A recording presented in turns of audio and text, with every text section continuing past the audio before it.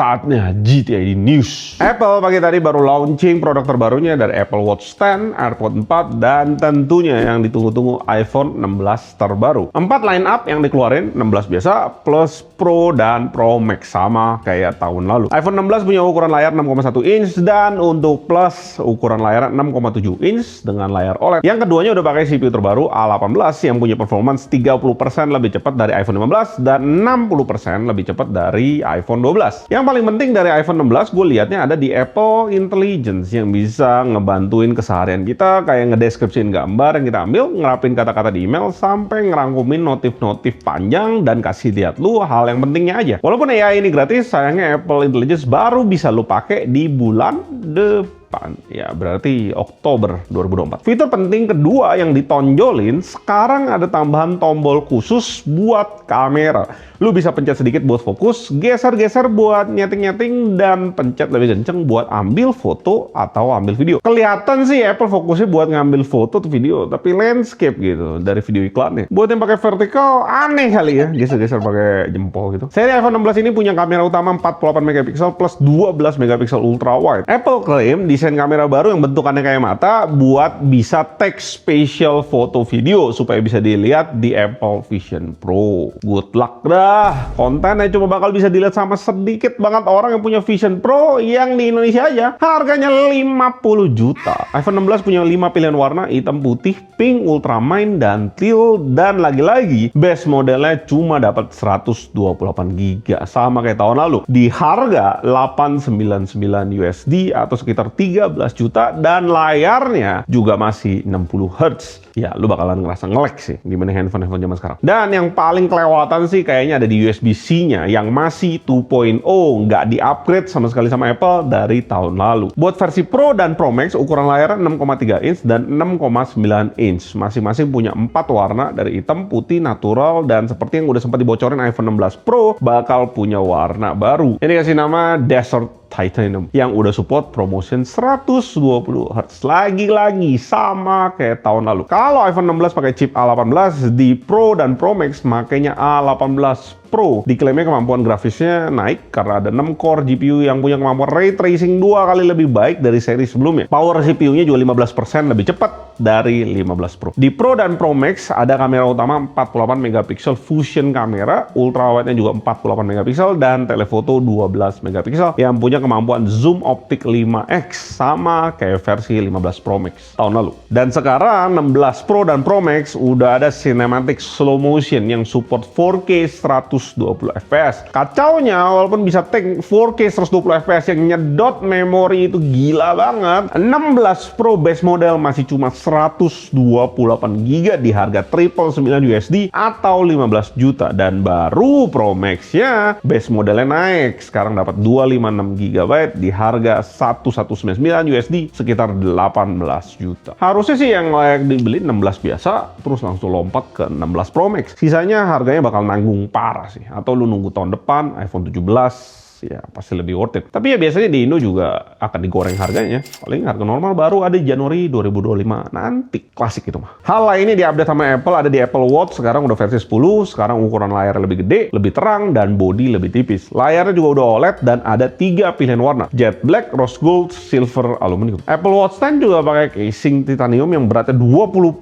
lebih ringan dari seri 9 sebelumnya. Dan sekarang ada tambahan speaker yang bisa digunakan langsung buat muter musik, denger lagu dari smartwatch. Speaker sih harus bagus ya. Kalau buluk akan lucu banget sih kalau lu ngeliat orang angkat tangan ini cuma buat dengerin lagu, aneh banget. Terus ada juga fitur kesehatan baru buat deteksi sleep apnea. Watch 10 udah bisa di pre-order, harganya mulai dari 399 GPS only sekitar 6 juta rupiah, 499 buat GPS dan seluler sekitar 7 juta. Dan kalau lu kebanyakan duit buat dihamburin, Apple juga keluarin Apple Watch Ultra yang pakai material dari aerospace industry plus pakai kristal yang Apple sebutnya dark zirconia yang indah, apapun itulah. Apple klaim kayak gitu, plus juga nggak lupa bahan titanium yang ada di tali jam tangannya, dan harganya 799 USD, sekitar 12 juta. Siapkan pay latermu kawan, Apple siap sedot tweetnya. Di acara IFA 2024, Lenovo mamerin konsep laptop yang bisa muter sendiri, sebutannya Auto Twist AI PC.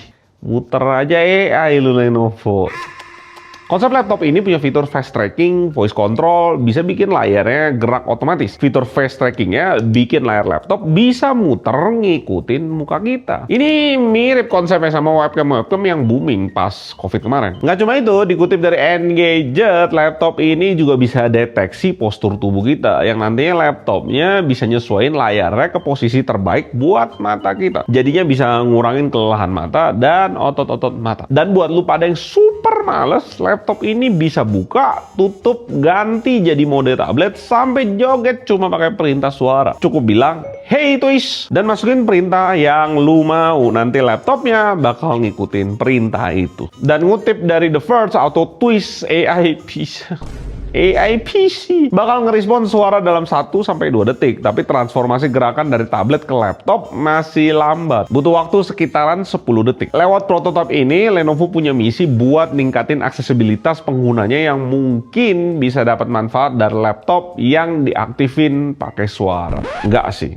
Nikmatnya buka tutup laptop harusnya nggak bakal digantiin lah sama gimmick macam ini. Apalagi kalau gimmick ginian nih, pasti harganya kagak ngotak. YouTube lagi ngebangun 2 tools yang dirancang buat deteksi deepfake. Pengembangan tools ini dilakuin YouTube sebagai komitmen buat ngatasin masalah penyalahgunaan AI. Tools pertama, deteksi suara nyanyian yang bakal integrasi sama sistem konten ID YouTube yang bakal secara otomatis ngecek pelanggaran hak cipta dan juga bisa ngapus seluruh video atau sebagian lagu. Tools deteksi suara ini nantinya bisa deteksi kalau suara mereka penyanyinya dipalsuin pakai AI buat bikin lagu baru. Fitur ini bisa ngebantu rekaman dari AI yang niru-niru yang muncul di YouTube. Kedua, ada tools yang buat ngebantu artis, content creator, atau tokoh masyarakat lainnya buat ngelacak dan nandain semisal wajah mereka dibuat pakai deepfake di YouTube. Nantinya kalau ternyata terdeteksi ada video deepfake tentang mereka, ya mereka orang-orang tadi itu, YouTube bakal ngasih kuasa video itu mau diapain sama pemilik wajah aslinya. Pengembangan tools dari YouTube ini muncul pas lagi banyaknya kasus deepfake pakai AI dan para artis yang ngerasa karya mereka dipakai buat ngelatih AI tanpa persetujuan dari mereka. Gue udah bilang segala sesuatu yang benar itu cenderung sulit dan mahal.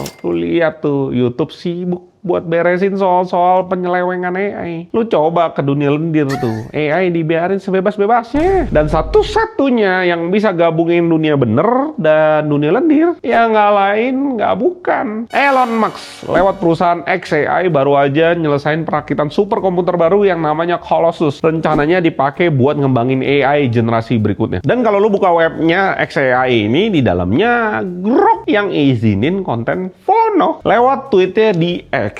Emang masih tweet ya? Bukan, namanya udah ganti di Twitter X. Elon Musk ngumumin kalau superkomputer ini diselesain selama 122 hari atau 4 bulan di Memphis, Tennessee, dan ngeklaim kalau superkomputer ini adalah sistem pelatihan AI terkuat di bumi. Superkomputer ini dijalanin pakai 100.000 GPU Nvidia H100. H100 sendiri emang dirancang buat ngelatih AI dan high performance computing di data center. GPU ini harganya sekitar 30.000 USD, jadi kalau Max pakai 100.000 unit, artinya dia ngabisin 3 miliar atau 46 triliun lebih kalau dirupiahin. Max juga bilang kalau superkomputer Colossus bakal lebih kuat dalam beberapa bulan ke depan karena bakal ditambah 50.000 GPU Nvidia H200 yang punya kinerja akselerasi ngelatih AI 2 kali lipat dari GPU H100-nya. Lewat superkomputer ini, Elon bilang pengen bisa ngelatih Grok. Nah, kan Grok kan nih AI bokep. Dan proyek AI lainnya biar lebih cepat, biar bisa ngebuka kemampuan baru dan ada peningkatan baru. Superkomputer Elon Musk emang kedengerannya keren, tapi ada kekhawatiran kalau superkomputer itu bisa ngasih dampak buruk ke lingkungan karena buat nyalain superkomputer ini aja butuh daya listrik sebesar 150 megawatt yang setara kebutuhan listrik satu kota Pekalongan, dan terus butuh juga 1 juta galon air per hari buat pendingin. Ini Elon Musk nggak masuk akal sih. Perusahaan mobil punya, roket punya, satelit punya nih, sosmed, Twitter juga disikat sama dia nih. Sekarang mau sikat AI juga. Asli ini orang Tony Stark di dunia nyata. Berikutnya Nvidia, GPU RTX 5080 dan 5090 diharapin selesai akhir September ini dan bakal diluncurin akhir 2024 atau awal 2025. Ada bocoran dari tweet akun Kopite7Kimi kalau GPU 5080 ini bakal butuhin daya 400 watt, sementara yang 5090 dayanya butuh 600 watt. Bayangin, satu bongkahan besi ini sedot listrik 400 sampai 600 watt. Jebol meteran vouchermu deh. Tapi dari sumber Batch Live Info bilang kalau 400 dan 600 watt itu adalah kapasitas pembuangan panas maksimal dari GPU, bukan konsumsi dayanya. Sementara laporan lain bilang kalau TGP RTX 5090 dan 5080 masing-masing 550 dan 350 watt. Yang manapun yang benar, tetap jebol meteran voucher lu itu deh. Kalau kayak gini artinya Nvidia GeForce 5090 bakalan punya TGP 100 watt lebih tinggi daripada RTX 4090. Sony dikabarin ngebocorin desain PS5 Pro. Desain ini bisa kita lihat di poster 30 tahun PlayStation yang diupload di blog PlayStation. Di poster itu kita bisa lihat kalau nanti desain PS5 Pro bakal punya 3 garis di sepanjang sisinya. Di akhir bulan lalu, DA Labs ngelaporin kalau mereka udah ngelihat kemasan retail buat PS5 Pro yang berhasil dibikin sketsanya yang bentuknya sama kayak yang di poster 30 tahun PlayStation itu. Desain ini nggak jauh beda sama PS5 Slim, yang bedain cuma jumlah 3 garisnya dan lebih tebal. Dan menurut Digital Foundry, PS5 Pro ini cuma bakal rilis digital model aja, nggak ada versi disknya. Alasannya ya Sony mau neken biaya produksi tetap rendah dan bikin harganya lebih terjangkau. Kabarnya PS5 Pro ini bakal dirilis akhir September.